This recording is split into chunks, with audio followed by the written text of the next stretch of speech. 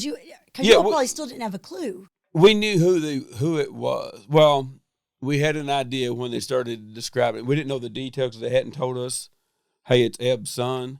We knew, they said, hey, there may be a connection because the murders were kind of similar. They tied them up kind of the same way, no forced entry, robbed people that the community knew, smaller communities, the community knew they had money, but we didn't have any idea it was there. So when they did make the arrest, even for the first couple of weeks after that, but then I remember Detective Ron, I cannot remember his last name, I tried to look it up, called, I can't remember if his dad or Bobby, and said, we got him.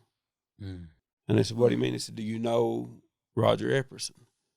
Like, well, was that Eb's son? They're like, yeah. And I'm like, yeah, we know him. And then everything started. It went, from that point, it went really fast. Did you all already know the other two people? No, just Epperson got him in. So it's Roger Dale Epperson, Benny Lee Hodge, and Donald T. Bartley.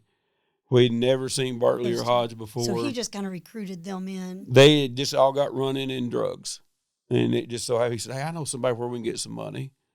And they used him to get into the house.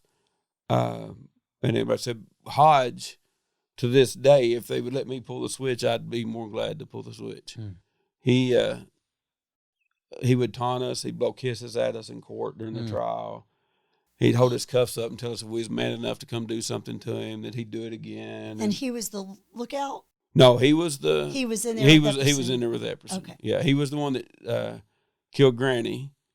So they told what each of them did? Yeah. Eventually? Well, we kind of figured it out, but yeah, and then he was the one that stabbed Tammy so many times and killed. He was probably the most brutal of them, but he ended up being the biggest coward because during the trials, him and Sherry had made a pledge that they were going to take cyanide if they were found guilty, and we actually found the cyanide pill on him, but he wouldn't take it. And then we'll get to that in the trials because they had sheets. One of the trials, it started out, we went in Jackson County. Of course, they wouldn't do it there, so they moved it to Laurel County. In the jail cell, they had handcuff keys for both of them. They were found with. They took the sheets and put them into a tie rope. They had pizza boxes. They had a TV. So there was a lot of stuff we found out once they were found guilty. They didn't tell us beforehand. And once they moved them to Eddyville, that was all stuff that was found in their cell.